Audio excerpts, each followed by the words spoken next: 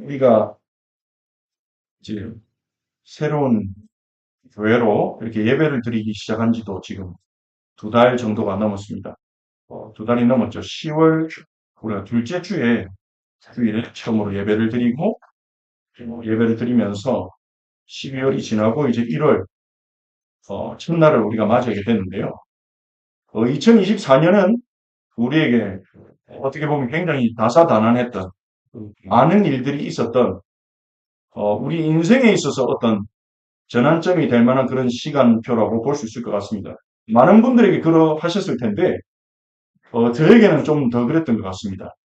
제가 오랫동안 있었던 이제 교단을 이제 떠나게 되고 그리고 섬기던 교회를 떠나게 되고 그리고 제가 개척을 마음에 가끔씩 생각할 때는 있었지만 이렇게 오래 이렇게 개척을 하게 될 것은 저도 예상을 못했고요. 그런데 너무 하나님의 인도하심을 따라 자연스럽게 되어진 걸 보면서 때가 됐구나, 시간표가 됐구나. 제가 기존에 많은 여러 교회에서 무기력적으로 섬기면서 성경을 읽으면 읽을수록 생기는 갈증들이 있습니다. 성경에서 말씀하시는 그대로 사는 삶과 지금 현재의 교회 모습과 나의 모습이 좀 거리가 좀 있는 것 같다는 생각이 자꾸 들었어요. 뭔가 예수님이 말씀하신 것을 배우고 예수님이 보여주시고 가르치신 그 삶을 따라가는 게 그게 기독교라고 성경을 읽으면 읽을수록 마음에 부딪혀오는데 그 예수님의 가르침이 실상 교회에서 제대로 가르쳐졌는가, 제대로 저에게 전달이 됐는가 봤을 때 그 예수님의 가르침에 대해서 제가 제대로 체계적으로 배우지를 못했다는 생각이 끊임없었습니다. 그래서 정말 지금의 이 교회 모습들 하나님 기뻐하실까 이런 의문도 있었고요. 제가 현재 많은 훌륭한 목회자들보다 제가 더 낫거나 더 많이 한다 이런 뜻이 아닙니다. 제 개인적으로 그런 신앙 양심에 그런 질문들이 이제 생겨졌었고 그래서 하나님 앞에 그때마다 이제 기도를 드렸죠. 정말 예수님을 따라가는 제자가 되기를 원합니다. 큰 교회, 좋은 교회 만드는 목사가 아니라 그런 분들은 너무 많으니까요. 저는 능력도 안 되고 예수님을 제대로 따라가서 예수님의 마음에 기쁨이 되기를 원합니다. 이런 고백을 많이 드렸던 것 같습니다. 예전에 그 두란노 경배와 찬양이라는 찬양팀의 찬양 중에 나 주님의 기쁨 되기 원하네라는 찬양이 있었거든요. 나 주님의 기쁨 되기 원하네. 그러면서 마지막 후렴부에 내가 원하는 한 가지 주님의 기쁨이 되는 것 이런 굉장히 단순한 찬양이 있었는데 그 찬양을 청소년 때 대학생 때 참 많이 고백을 했었어요. 그런 마음을 하나님이 지켜주셔서 또 감사하게 새로 시작할 수 있는 시간을 주셨고 우리가 교회 이름까지 이제 성도들의 기도와 마음을 모아 정하게 됐죠.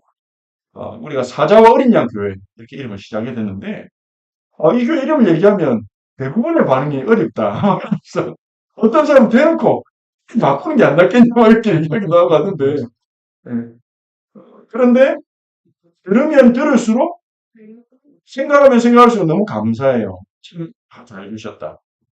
예수님만 따라가기 원하는데 이 사자와 어린 양, 이 예수님에 대해서 굉장히 중요한 인사이트를 주는 그 계시록 5장에 나오는 상징인 거죠. 자, 그러면 이 사자와 어린 양, 이게 여기에 담긴 의미가 뭔가 우리가 새해를 시작하면서 다시금 되짚어보고 우리가 하나님이 우리에게 이 이름을 주신 어떤 의도와 계획이 뭐가 있을까 같이 생각해 보기를 원합니다. 요한계시록 5장 5절 6절에 이 사자와 어린 양으로 예수님이 언급됩니다. 자, 먼저 5절에 보시면요. 장로 중에 한 사람이 내게 말하되에다가 제가 하이라이트를 해놨죠. 울지 마라. 유다 지파의 사자 다윗의 뿌리가 이겼으니 그 두루마리와 그 7인을 떼시리라 하더라. 요한계시록 5장은 보좌에서 일하는 일들을 요한이 환상으로 보고 있는 겁니다. 하나님의 보좌에서요. 보좌에 앉으신 아버지 하나님의 손에 두루마리가 있는데 그게 인봉되어 있어요. 그 인봉이 뜯어져야 심판이 일어나고 하나님의 계획이 성취가 되는데 아무도 뜯을 자격을 가진 사람이 없는 거예요. 그래서 요한이 울기 시작했죠. 그러니까 그 보좌 옆에 있는 24장로, 이 24장로는요, 모든 교회, 구약과 신약 교회를 대표하는 존재들입니다. 그 장로 중에 한 사람이 요한에게 말하는 겁니다. 울지 마. 왜냐? 유다 지파의 사자가 승리했다. 그가 봉인을 떼실 거야. 유다 지파의 사자라고 불렀어요.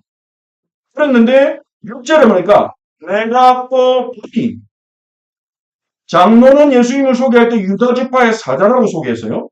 다윗의 뿔이라고 말했어요.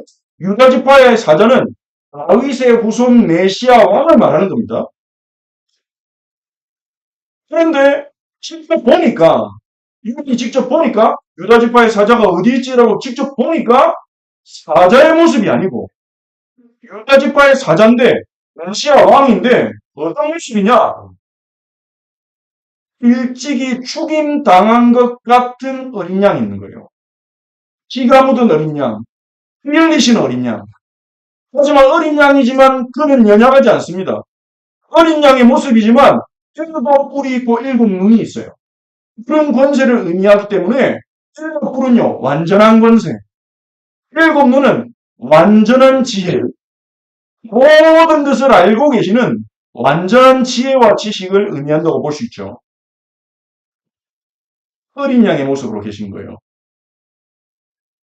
이게 도대체 우리에게 알려주는 부분이 뭡니까? 예수님은요, 엄청난 권세와 영광을 가지고 계십니다.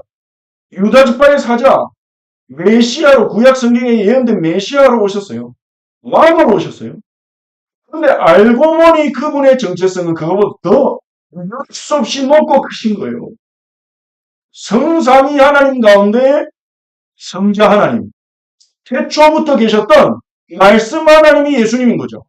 그러니까 예수님의 권세와 권능과 영광은 엄청난 겁니다. 그래서 예수님은 사자라고 볼 수 있죠. 동물의 왕인 사자. 그런데 그렇기 때문에 유대인들은요, 예수님에게 사자의 방식을 기대했어요. 메시아가 이 땅에 왔을 때 사자의 방식을 기대했어요. 사자의 방식은 뭡니까? 소리 지르고 힘으로 다른 동물을 굴복하고 말 안 들으면 물어뜯고 발톱으로 날리고 그게 사자의 방식 아닙니까? 악인들은 심판하고 엄청난 권세를 가지고 모든 유대인들이 그런 메시아를 기다렸어요. 군대를 일으켜가지고 로마 전국을 무너뜨리고 로마 황제를 굴복시키고 전 세계를 지배하는 메시아를 기대한 겁니다. 그래서 예수님의 제자들조차도 자꾸 물어봤어요. 주님 때가 언제입니까? 언제 군대를 일으키실 겁니까? 언제 거사를 일으킬 겁니까? 주님이 그를 일으킬 때 제가 오른팔에 서고 앞장서고 목숨 걸겠습니다. 다른 유다도 그런 기대를 하고 예수님을 따라 다녔던 것 같아요. 그러나 예수님 자꾸 죽는다 하니까 이 사람 따라다니면 안 되겠네. 그래서 대신 각을 잡다가 이제 최후의 만찬 때 슬그머니 나가가지고 예수님을 팔았죠. 사자의 방식. 그런데 예수님은요, 이 세상을 살리고 우리를 구원하기 위해 사자의 방식으로 역사하신 게 아니라 어린 양의 방식으로 역사하신 거예요. 죄를 이기기 위해 폭력과 권위를 가지고 죄 지으면 다 죽일 거야. 그런 사람들이 벌벌 떨겠죠. 묵질하면 손 날라가. 나쁜 거 보면 눈 없어질 거야. 그런 사람들이 벌벌 떨면서 죄가 잠시 억제는 될지 모릅니다. 그렇지만 그렇게 하지 않으셨어요. 우리의 죄를 대신하여 죽으시고 우리를 대신하여 아버지의 뜻에 완전하게 순종하시고 그래서 그 예수 그리스도를 믿음으로 신뢰하고 따라가는 자들을 죄로부터 건지시고 의롭게 하셔서 자신을 따라가며 자신을 닮아가게 하는 방식, 사랑으로 변화시키는 방식, 온보기를 보여서 따라오게 하는 방식, 희생을 통해 죄로부터 구원하는 방식, 그게 어린 양의 방식입니다. 사랑의 방식. 가장 강한 권세 가지신, 가장 높은 영광을 가지신 예수님께서 낮아지셔서 어린 양의 방식으로 우리를 사랑하고 구원하신 거예요. 예수님의 제자들은 싸웠습니다. 누가 더 높으냐? 누가 더 예수님의 오른팔이냐? 그때 예수님이 제자들에게 마가복음 10장 45절에 뭐라고 하십니까? 인자가 온 것은 섬김을 받으려 함이 아니라 도리어 섬기려 하고 자기 목숨을 많은 사람의 대속물로 주게 함이니라. 이게 바로 어린 양의 방식이죠. 가장 높은 곳에 계신 하나님의 아들이 우리를 섬기시고 먼저 우리를 섬기시고 우리의 죄를 씻으시기 위해 희생하시고 고통하시고 아프시고 자기 목숨을 우리의 대속물로, 대속물이란 말은 빚 갚아주는 거예요. 우리의 죄의 모든 빚을 자신의 목숨으로, 목숨값으로 갚아주신 겁니다. 이게 바로 어린 양의 방식. 이게 바로 예수님의 제자들이 살아가야 되는 방식이죠. 그러면 예수님의 제자인 우리들은 어떻게 살아가야 될까요? 사자의 방식으로 살아가야 되겠습니까? 어린 양의 방식으로 살아가야 되겠습니까? 많은 교회들이 사자의 방식으로 살아가라고 성도들 아이들을 가르칩니다. 예수 믿는 너희가 1초 안에 들어가야 돼. 세상을 움직이는 그것부터 잘해야 돼. 전문화돼야 돼. 전문수 갖춰야 돼. 저는 그게 맞는 줄 알았어요. 왜냐하면 세상 상식하고 딱 통하잖아요. 아이들에게 계속 전문성이 있어야 돼. 세상보다. 교회가 세상보다 더 잘해야 돼. 세상을 움직이는 그런 프리메이슨보다 더 성공해야 돼. 그래야 세계복음 알 수 있어. 저는 그런 얘기들이 맞는 줄 알았죠. 그게 그 일리가 있잖아요. 사자의 방식입니다.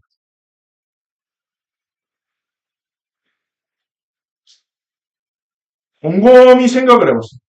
사자의 방식과 어린 양의 방식을 생각하면서.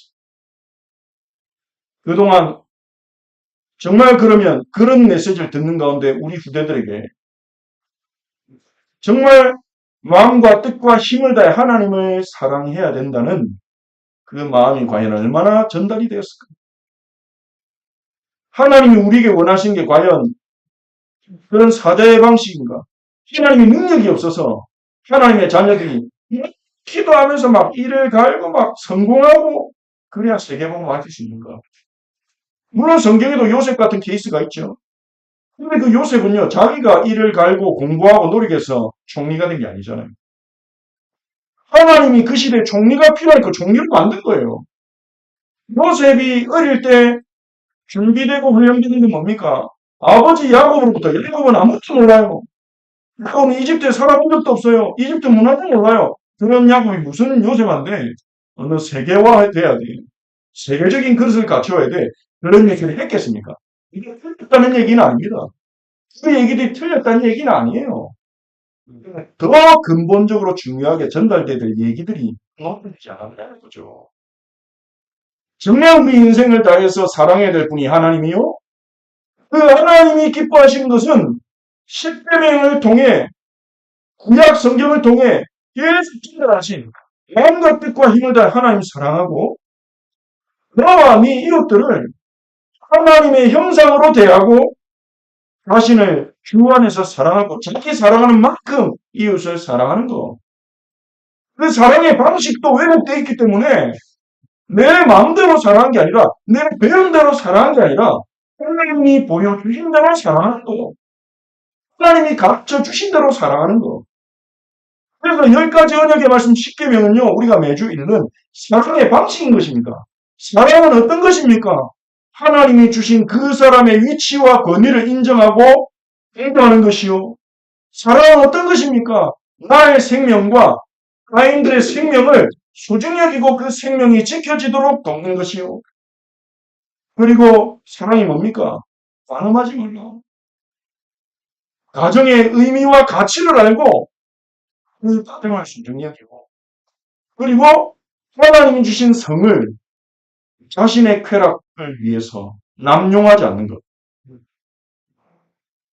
그리고 도둑질하지 않고 하나님이 내게 주신 것을 지혜롭게 사용하고 성실하게 정당한 일을 해서 돈을 벌어서 어려운 자들을 돕고 남의 것을 빼앗지 않는 것, 남을 속여서 빼앗지 않는 것,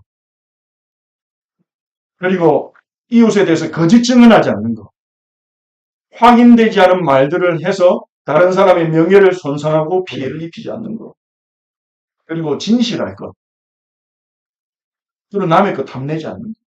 이게 하나님이 가르쳐 주신 사랑의 방식이라고 말해요. 그것이 하나님 우리에게 원하시는 삶이라는 것. 미가서 6장 8절에 하나님이 너에게 구하는 것이 무엇이냐? 정의를 행하며 인자를 사랑하며 겸손히 하나님과 동행하는 것이 아니냐? 그렇게 말하지 않습니까?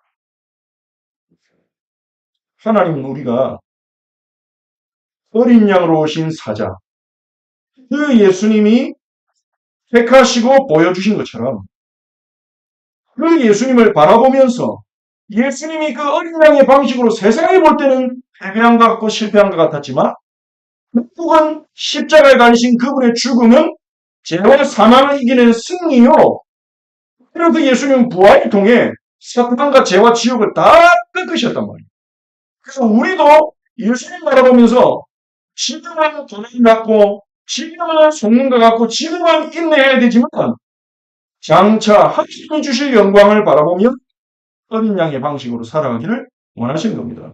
그냥 우리는 구원받는 순간 이미 사자이기 때문에 영원한 하나님의 자녀가 되었기 때문에 그 하나님의 자녀의 권세로 다른 사람을 무시하며 조롱하며 살아가는 게 아니라 섬기기를 원하신다. 그게 우리 교회 이름에 담겨진 의미라고 볼 수 있습니다. 그래서 그 의미를 되새기며 2025년에는 예수님을 따라가기 원합니다. 지금까지도 따라가려고 몸부림쳐왔지만 더 본격적으로, 더 열정적으로 마음을 다하여 예수님을 따라갑시다. 자, 오늘 본문은요,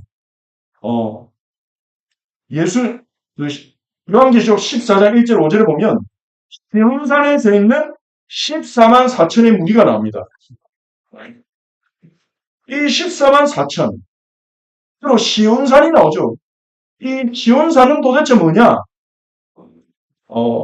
원래 그 시온이라는 곳은요, 시온산성은 예루살렘의 옛 이름이었습니다. 다윗 왕이 이 시온산성을 인약하고 사서 그곳에 수도를 두고 이름을 예루살렘으로 바꾼 거죠. 원래 이름이 시온산성이었어요. 시온산성에 다윗이 성읍을 세우고 예루살렘이라고 했는데 이 예루살렘에 뭐가 있었습니까? 다윗 성도 있었지만 예루살렘 산성 안에 뭐가 있었죠? 이스라엘 백성의 가장 중요한 장소 예루살렘 성전이 있었죠. 그리고 그 성전 안에 지성소라는 공간이 있는데 그 지성소에 여호와의 영광이 임재 있었습니다.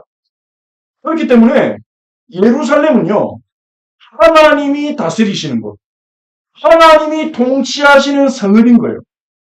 그래서 유대인들이 이 예루살렘으로 떠나서 포로로 끌려갈 때 순이 외국의 포로로 끌려간다는 어떤 슬픔보다 더 큰 성실감이 있을 수밖에 없는 게 하나님이 거하시는 성으로부터 쫓겨나는 거기 때문에 우리는 끝이야 이렇게 절망을 가지고 포로로 끌려간 겁니다. 이 시온이 구약 성경에서 상징하고 있는 것은 하나님이 통치하시는 성읍이에요. 하나님의 임재가 있는 곳. 그래서 시편 2편 6절에 보면 시편 2편에 보면 이 시편의 저자가 이 어찌하여 열방이 진노하며 민족들이 허사를 경영하는 거 그러면서 왕들이 마음을 다해서 하나님과 그 기름 부음 받은 자를 대적한다 그렇게 말하죠.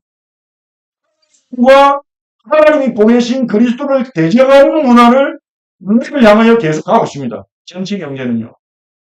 앞으로도 계속 그럴 것입니다. 그때 하나님의 대답이 뭐냐?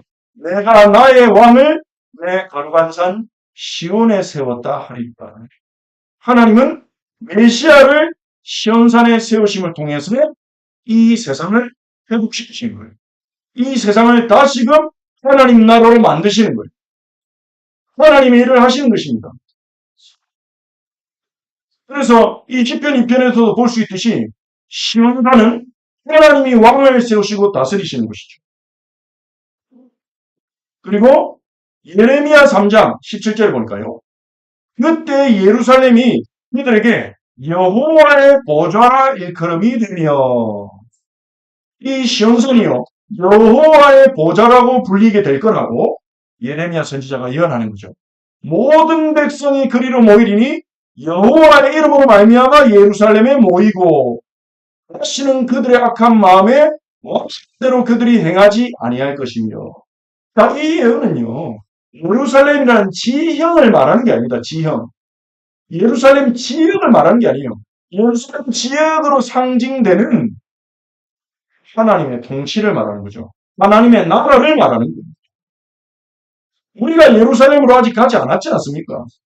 그럼 미래에 사람들이 예루살렘 지역에 이스라엘로 다 모인다는 말이냐? 그런 의미가 아니라.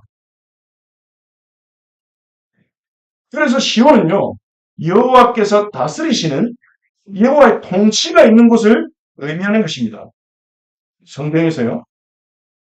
자, 오늘 우리가 본문에서는요, 이 여호와께서 통치하시는 그 시온산이 그러면 예수님이 재림주로 오실 때 이루어지는 것이냐? 그때 완성되겠지만 예수님이 이 땅에 오셔서 십자가에 죽으시고 부활하시고 승천하심으로 이 시온의 언약은 이미 성취되기 시작했습니다. 그 증거로 부활하신 예수님께서 마가복음 16장 19절 20절에 보면 부활하신 예수님께서 말씀을 마치시고 하늘로 올라가사 하나님 우편에 앉으시니라. 지금 보좌에 앉아 계세요. 하나님 보좌 우편에 예수님 앉아 계시고 제자들이 복음을 전할 때, 말씀을 전할 때 함께 역사하십니다. 이미 시온산에 대한 구약의 예언은 성취되기 시작한 거예요. 하나님의 통치가, 하나님의 나라가 시작된 거죠. 지금 우리가 말씀 전할 때, 제가 말씀 전한 이곳에 보좌에 계신 주께서 함께 역사하고 계십니다. 자, 그래서요, 히브리서 12장 22절, 23절에 이렇게 말합니다. 너희가 이른 곳을 우리가 도달했다는 거예요. 어딘가에. 성도들이 히브리서의 독자, 예수님 믿고 있는 제자들에게 너희가 도달했다. 어디에요? 시온산에 도달했다. 그 시온산과 이렇게 되어 있죠. 한글 성경에는. 대전개에는 시온산과 이렇게 되어 있어서 시온산도 크게 넓고 하는데 한적에 대한 설명입니다. 너희가 이런 곳은 시온산. 그 시온산이 어디냐? 살아계신 하나님의 도성인 하늘의 예루살렘이다. 그것이 어디냐? 천만 천사와 하늘에 기록된 장자들의 모임과 여기서 장자들은요. 천 열매, 처음 익은 열매를 말하죠. 바로 구원받은 자들 말하는 겁니다.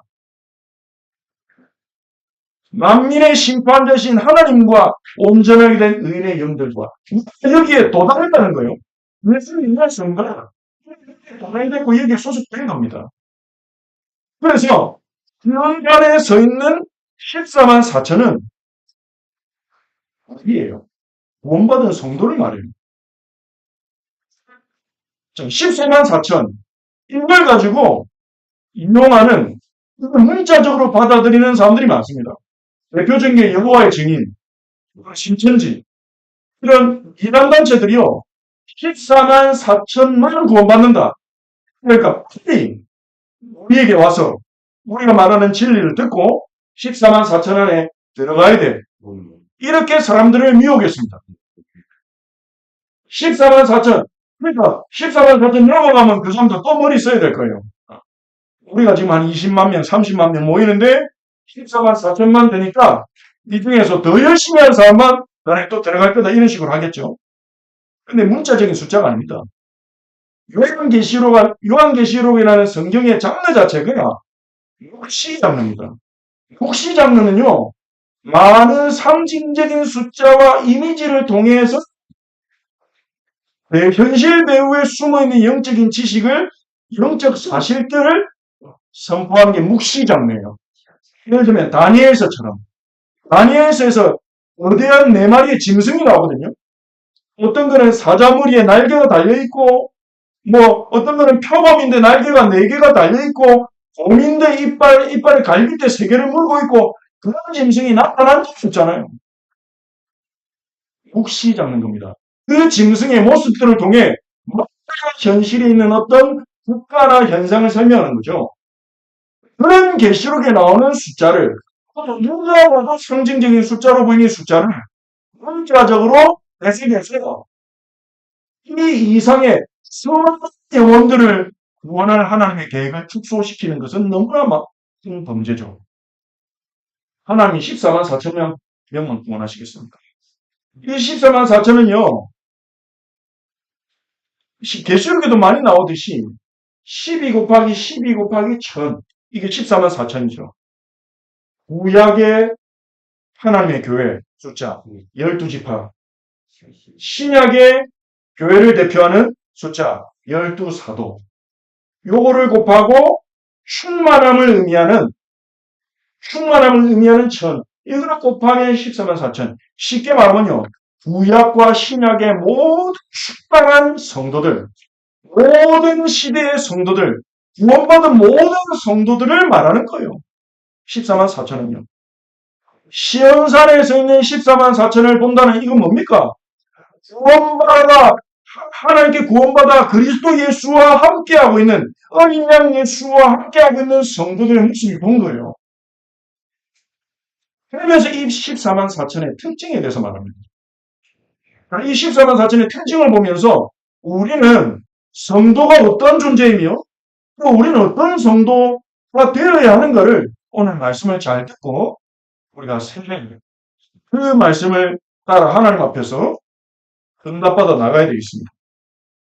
첫 번째로요, 이 14만 4천의 특징은 1절에 보니까요, 어린 양이 시온산에 섰고 그와 함께 14만 4천이 서 있는데, 이것은 좀 전에 말씀드린 것처럼 예수님이 재림주로 오실 때 완성될 그림이고요. 이미 시작됐습니다. 이미 우리는 보좌에 계신 예수 그리스도 안에서 주님의 다스림을 받고 있거든요. 그런데 이 14만 4천의 특징이 뭡니까? 그들의 이마에는 어린 양의 이름과 아버지의 이름을 쓴 것이 있더라. 자, 이마 보세요, 여러분. 이마에 어린 양의 이름 써 있습니까? 그 아버지의 이름 써 있습니까? 없죠. 큰일 났네. 여기는 14만 4천이 아니겠네요. 문자적으로 이마에 써 있다는 게 아니죠. 자, 여러분, 이마에 그 계시록 7장에 보면 이마에다가 천사들이 와서 도장을 찍는데요. 이를 찍는데요. 자, 여러분, 도장 어디다가 찍어야 됩니까? 남의 거에 도장 찍으면 됩니까? 안 됩니까? 안 돼요. 도서관에서 빌린 책에다가 내 이름 적힌 도장 찍으면 됩니까? 안 됩니까? 네. 안 돼요. 그건 묵질이에요. 내 이름 어디다가 써야 돼요? 내 이름 어떤 물건에 써야 돼요? 네 거에 써야 돼요. 남의 물건에 내 이름 쓰면 그건 도둑질이에요. 아니에요. 뭐야? 이 14만 4천의 이마에 어린 양의 이름과 아버지 이름이 써 있다는 말은 무슨 말입니까? 하나님의 것이다. 예수 그리스도의 것이다. 내가 엄마 얼굴 이사야 43장 1절에 하나님께서 이사야 선지자를 통해 이스라엘에 말씀하셨죠. 우리 함께 읽어보겠습니다. 같이 읽어봅시다. 시작. 야곱아, 너를 창조하신 여호와께서 지금 말씀하시느니라. 이스라엘아, 하늘 지으신 이가 말씀하시느니라. 너는 두려워하지 말라. 내가 너를 구속하였고 내가 너를 지명하려 불렀나니 너는 내가 하시라. 이것이라 하시는 분. 우리는 하나님의 것입니다. 자, 우리가 뉴시티 교리문답 공부하고 있죠. 사나 죽으나 우리의 유일한 희망은 무엇입니까? 우리는 이 자신에게 속한 것이 아니며 육체와 영혼, 삶과 죽음 모두 우리 하나님과 우리 구주 예수 그리스도께 속한 것이라는 사실입니다. 그것이 우리의 희망입니다. 14만 4천은요. 하나님과 예수 그리스도의 소유로 하나님을 알고 부르신 소유라는 겁니다. 그게 우리의 유일한 희망이요.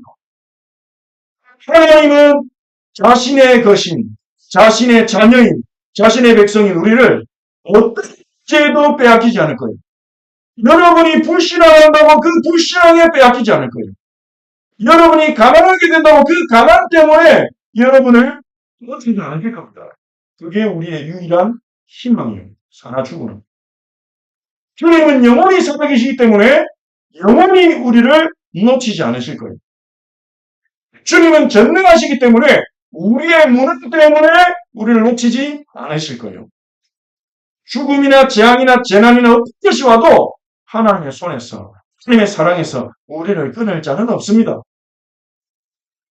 그게 14만 4천에게 하나님이 14만 4천 성도에게 말씀하신 거죠. 지금 이 계시록은 누가 읽고 있습니까? 교회들이 읽고 있어요. 우리가 읽고 있어요. 그 교회들에게 말씀하신 겁니다. 너희들의 이마에는 나와 내 어린 양의 이름이 써있다. 사람들은 볼 수 없는, 너희들도 보지 못한다. 하지만 내가 안다. 내 이름을 써놨기 때문에 너희는 내 것이다. 이렇게 말씀하신 거죠. 그리고 계시록 14장 3절이니까요. 14만 4천의 두 번째 특징. 그들이 보좌 앞과 내 생물과 장로들 앞에서 새 노래를 부른다. 여기서 속명을 받은 14만 4천 밖에는 그냥 이 노래를 배울 자가 없더라. 새 노래. 새 노래는 어떤 겁니까? 자, 시편 98편 1절. 새 노래를 부른다는 말은 계시록에만 나온 게 아닙니다. 구약에서도요, 시편에서 굉장히 많이 새 노래라는 말이 언급됩니다. 읽어봅시다. 시작. 새 노래로 여호와께 찬송하라. 그는 기이한 일을 행하사 그의 오른손과 거룩한 힘으로 구원을 베푸셨음이로다. 자, 새 노래는 어떤 노래입니까? 여기서요. 여호와의 구원을 노래하는 거예요. 여호와께서 오른손과 거룩한 팔로 자신의 영광을 위해 우리를 구원하셨다. 여호와의 구원을 노래하는 게 새 노래예요. 그래서 계시록 15장 2절 1절 보니까요. 우리에게 14장 바로 다음 장입니다. 이 새 노래를 가지고 또 이단이나 이상한 단체에서는요. 인터넷 일단 찬송가 부르면 안 된다. 누구도 모르는 새 찬송가 불러야 된다. 이러면서 또 노래를 만들어서 부르고 JMS에서는 가요곡에다가 대중가요 곡에다가 가사만 이렇게 개설해가지고 막 새 노래를 하면서 불렀다 하더라고요. 새 노래는 곡과 가사가 새로운 노래가 아니에요. 하나님의 구원을 확인한 자들이, 하나님의 구원을 경험한 자들이 하나님의 구원을 노래하는 거죠. 계시록 15장 2절 3절을 보니까 이 불이 섞인 유리바다 같은 게 있고 짐승과 그의 우상과 그 이름의 수를 이기고 벗어난 자들, 구원받은 성도를 말하는 거죠. 짐승, 계시록에 등장한 짐승은요, 이 세상을 움직이고 사람들의 마음을 유혹하고 자극하는 이 세상의 권력과 혼자를 종교들이 의미합니다. 짐승들이 만들어온 세상의 수많은 우상들, 이기고 벗어난 자들, 구원받은 자들이요, 유리바닷가에 서서 하나님의 종 모세의 노래, 어린 양의 노래를 부른다. 모세의 노래가 어떤 노래입니까? 그래서 15장에 나오죠. 이스라엘이 출애굽하고 나서 모세가 내가 주님 찬송하리니 오 영원한 주님께서 나의 그 탄자를 죽이셨습니다. 이집트 군대를 하시고 이스라엘 구원하신 하나님을 노래하는 게 모세의 노래입니다. 그 모세의 노래를 어린 양의 노래와 이렇게 연결시키는 거예요. 모세의 노래는 하나님의 출애굽은 장차 예수 그리스도께서 완성하실 진정한 출애굽을 예표하는 것이기 때문에 모세가 그 노래 목골 영원하신 주님이 이들의 인생을 꺾으셨도다. 이 노래는요, 어린 양 예수 그리스도의 십자가 죽음을 통해 죄와 사망과 전세기 이쯤에서 완성된 겁니다. 그 구원을 노래하는 노래가 새 노래입니다. 우리는 하나님의 구원받은 백성이라는 감사, 하나님의 사랑에 대한 감사와 영광을 돌려드리는 새 노래. 구원에 대한 감사와 기쁨을 가지고 노래하는 자들이 바로 14만 4천이죠. 하나님이 나를 구원하신 그 기쁨과 감사를 가지고 우리는 노래하고 있습니까? 2025년에 새해 우리가 더 즐겁게 노래합시다. 자, 그리고 12만 4천의 특징은요. 사전에 보니까요. 여자와 더불어 더럽히지 아니하고 순결한 자다. 이거 역시도 문자적으로 해석하면 수충각만 14만 4천이 될 수 있다. 그럼 저도 안 돼요. 저도 결혼했기 때문에. 14만 4천. 문자적으로 말하는 게 아니잖아요. 여자와 더불어 더럽히지 순결한 자. 왜냐하면 요한계시록에는 음녀가 등장합니다. 음녀라는 캐릭터가 등장합니다. 음녀. 그 음녀는 실제 여자를 말하는 게 아니에요. 음녀는 이 세상 사람들이 하나님을 사랑하지 않고 하나님의 말씀에 순종하지 않고 유혹하는 세상 고력, 세상 무력을 상징화시킨 게 음녀인 겁니다. 이 음녀는요, 창세기 3장에서부터 등장했습니다. 뱀의 모습으로 다가와서 하나님이 너희를 사랑하지 않아. 그렇게 기록은 아니지만 하나님이 선악을 알게 한 나무 열매를 먹지 말라고 하는 거는 너희가 하나님처럼 될까봐 견제해서 그래요. 죽지 않아 먹어도 하나님 말 꼭 들을 필요 없어. 너희가 하나님처럼 이 유혹이 음녀의 유혹이에요. 지금도 이 세상에는요. 이 음녀가요. 구약 17장에 보면 이 큰 음녀가 짐승을 타고 있어요.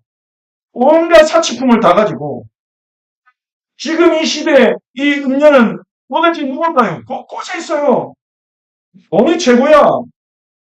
돈 많으면 다 돼. 내 즐거움이 최고야. 내가 이 땅에 사는 동안 즐겁고 재밌게 살면 돼. 성공해야지 사람이 태어났으면.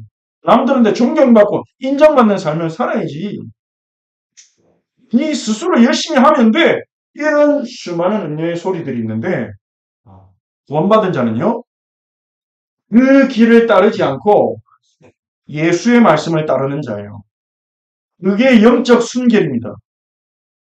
우리의 아버지요, 아버지신 하나님 아버지와 우리 구원자이신 우리의 신랑 되신 예수 그리스도를 사랑하고 그분을 최고로 사랑하고 그분으로 즐거워하고 그분으로 만족하고 그분의 말씀을 따라 살아가는 게 영적으로 순결한 자입니다. 그래서요. 호세아 4장 11절 12절 구약에서부터 하나님요 이스라엘 백성에게 하나님을 버리고 나무에게 물어보고 나무로 만든 우상에게 물어본다는 거예요. 막대기 가지고 점치고 이것이 음란한 마음에 미혹되어 하나님을 버리고 음행한 것이라고 표현하시죠. 영적 음란, 영적 음행을 말하는 겁니다. 우리는 누구 말 들어야 됩니까? 우리는 우리 생각대로 살아가면 안 됩니다. 우리에게는 하나님 아버지가 계시고 우리에게는 구세주가 있습니다. 우리를 구원하신 구세주가 있습니다. 그분의 말씀을 따라 살아가도록 우리는 부름받은 거죠. 그런데 여전히 내 생각, 내 계획, 사람의 말을 따라 우리가 움직인다면 그건 영적으로 음행이에요.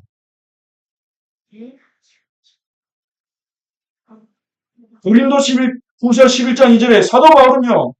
내가 하나님의 열심으로 너희를 위하여 열심을 내노니 내가 너희를 정결한 처녀로 한 남편인 그리스도를 드리려고 중매함이로다. 웬 중매가 나옵니까? 예수 그리스도가 결혼이 필요하십니까?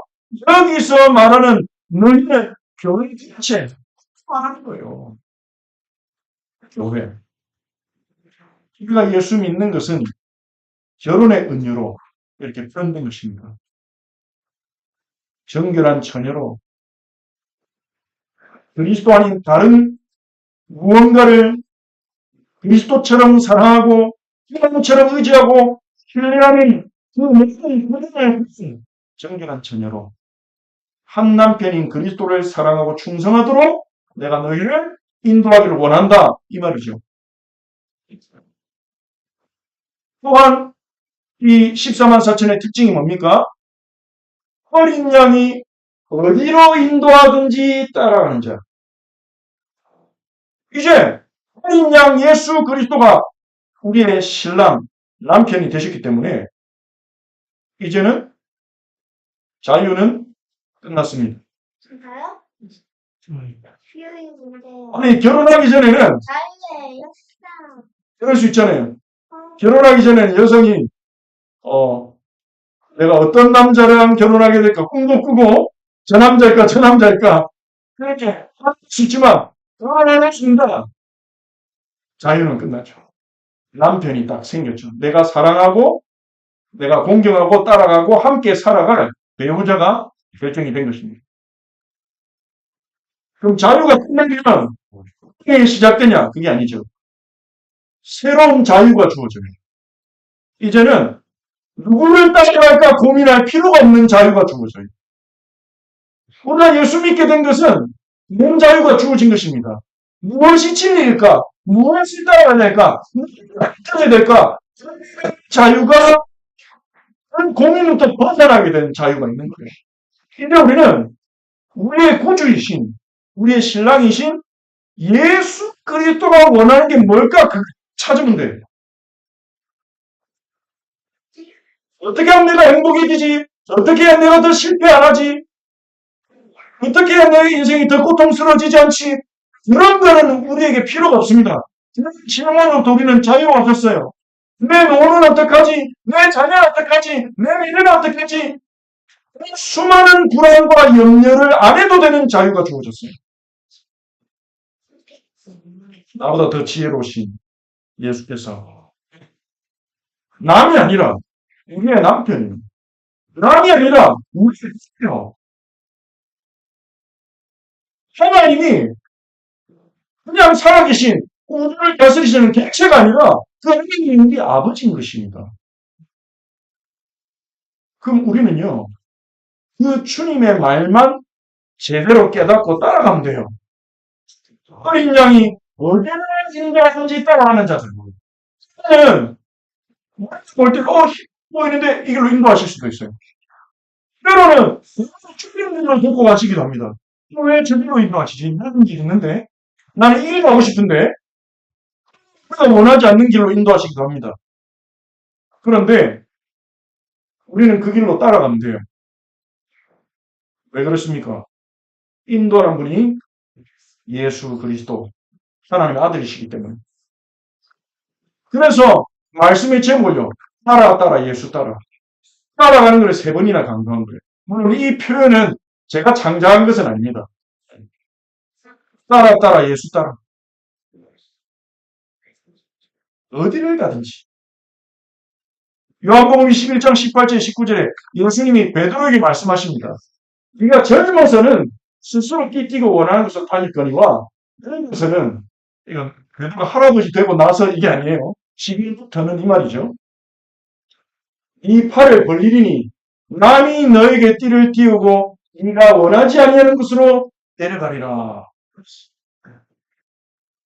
주님이 우리를 데려가십니다. 우리가 원함으로 기쁨으로 간다면 더 감사한 일이겠죠. 물론 이 말에는 베드로의 순교에 대한 말이 들어있기도 합니다. 근데 순교라는 게 뭡니까? 꼭 죽어야 순교가 아니죠. 내 인생에 대한 소유권을 내려놓고 주님, 나는 주님의 것입니다. 더 이상 내 것이 아닙니다. 내 인생을 인도해 주십시오. 이렇게 따라가는 것이 순교 정신입니다. 그래서 바울도 고백했죠. 나는 날마다 죽노라. 그 죽는다는 말이 뭡니까?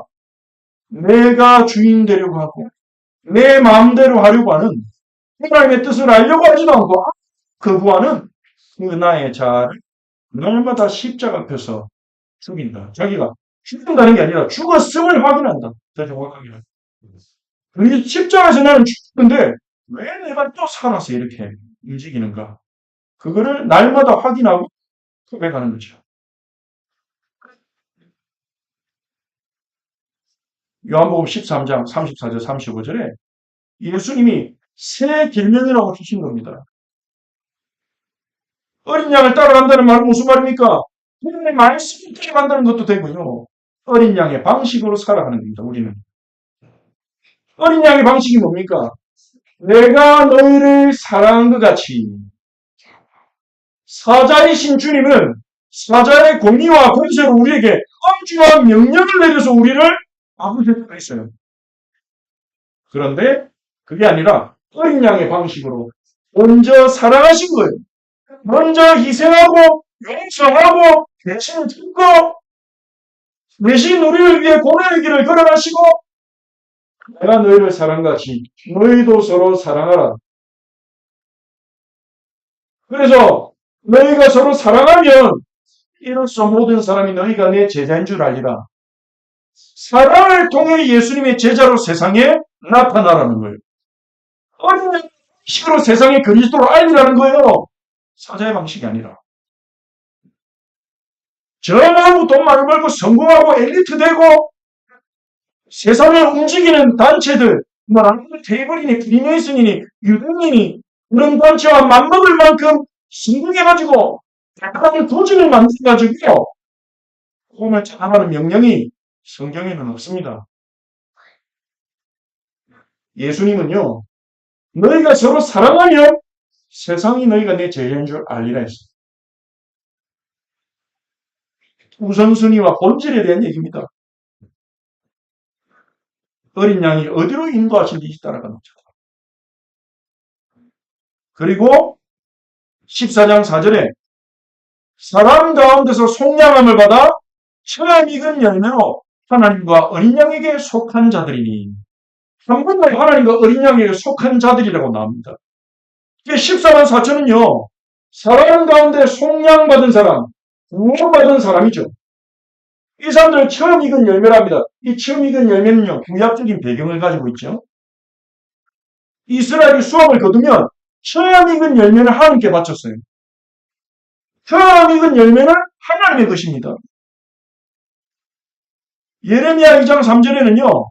이스라엘은 여호와를 위한 성물, 곧 그의 소산 중 첫 열매니 이렇게 말하게 됐습니다. 처음 익은 열매란 말은 무슨 말입니까? 하나님의 것이라는 거예요. 여기서. 하나님의 소유. 14만 4천은 하나님의 소유된 하나님의 속량받은 백성. 우리라는 것이 더 명확하게 밝혀지죠. 마지막으로 계시록 14장 5절을 보니까 14만 4천의 특징. 그 입에 거짓말이 없고 흠이 없는 자들이라. 자, 이 거짓말 한 번도 안 해보신 분 손 들어보세요. 난 태어나서 거짓말 한 번도 안 했어요. 잘 못했어요. 잘 못해서. 지금 거짓말 했네. 애기 때. 말하고 나서 거짓말 안 했어요. 말하고 나서. 지금 어. 어. 갑자기 말을 돌리냐. 말안 해. 자, 이 말이 좀 걸리죠? 네. 그럼 왜 거짓말이었고 거짓말 했는데. 거의다. 근데 이 표현은요, 구약의 어떤 말씀에 연결이 됩니다. 이사야 53장 9절을 보니까요, 이 이사야 53장은 예수 그리스도에 대한 예언입니다. 그는 강포를 행하지 아니하였고 그의 입에 거짓이 없었으나 예수님 말하는 거죠. 강포는 폭력입니다. 그의 입에 거짓이 없었으나 그의 무덤이 악인들과 함께 있었으며 죽은 후에 부자와 함께 있었도다. 부자의 무덤에 장사되셨죠. 아리마대 사람 요셉의 그의 입에 거짓이 없는 것은요. 우리 구주이신 예수님의 특징입니다. 거짓. 그 입에 흠이 없고 거짓이 없었다. 이 말은요. 거짓하는 사람은 구원 못 받는다. 이 말이 아니에요. 거짓말해도 된다는 말도 아니에요. 그 입에 거짓이 없고 흠이 없다. 뭐가 어떻게 흠이 없습니까? 흠이 얼마나 많은데요. 이 14만 4천은요. 거짓이 없고 흠이 없으신 예수 그리스도를 닮아가는 자들이라는 겁니다. 닮아가는 자들. 그냥 어린 양을 따라가다 보니까 어린 양을 따라가는 거예요. 이게 14만 4천의 특징입니다. 그러면 우리가 이 새해를 시작하면서 우리는 예수님을 어떻게 따라가야 될 것인가? 여기서 붙잡을 수 있습니다. 하나님의 어린 양이신 예수님은 나를 따라오라고 명하셨습니다. 마태복음 4장 19절에 예수님은 나를 따라오라. 내가 너희는 사람을 낚는 어부가 되게 하리라 그러셨죠. 예수님은 나를 믿고 나머지 네 맘대로 살아라 이렇게 하신 적이 없습니다. 나를 따라오라고 했죠. 이 말은 삶의 전적인 헌신을 의미합니다. 우리가 새해에는 이번 오는 주일부터 마태복음을 통해서 예수님을 알아가는 여정을 떠날 겁니다. 마태복음을 통해 우리는 첫 번째로 예수님이 누구신지 새롭게 좀 더 깊이 배워나가야 될 것입니다. 마태복음에서는 예수님이 누구신지를 계속해서 선포하고 알려줍니다. 첫 번째로 1장 1절 펼치자마자 아브라함과 다윗의 자손이다. 16장 16절 우리가 잘 아는 구절이죠. 많은 성도들이 암송하는 구절이죠. 그리스도시요 살아계신 하나님의 아들이시다. 그리고 마지막 28장에 가면 부활하신 후에 하늘과 땅의 모든 권세를 가지고 있다. 여기까지 예수님은 자신에 대해서 예수님이 누구신지에 대해서 마태복음은 알려주고 있습니다. 예수님을 알아가고 그리고 예수님의 가르침을 우리는 배우고 그 가르침을 우리의 삶에서 실천해 나가는 것입니다. 왜 마태복음을 올해 같이 살펴볼 것이냐? 사복음서가 다 중요하고 각각의 특징이 있는데요. 특히 마태복음은 예수님의 가르침을 가장 체계적으로 잘 정리를 해놨어요. 마태가. 그래서 마태복음에는 5개의 가르침 묶음이 있습니다. 설교집이라고도 볼 수 있겠죠. 5장에서 7장에 나오는 산상수훈이라 불리는 이 부분에는요. 제자도에 대한 가르침. 예수님의 제자는 어떻게 살아가야 되는가. 10장에는 선교에 대한 가르침. 예수님의 제자들은 어떻게 전도와 선교할 것인가. 13장은 비유를 통해 하나님 나라가 무엇인지 가르치십니다. 18장은요. 제자 사이의 관계, 교회에 대한 예수님의 가르침.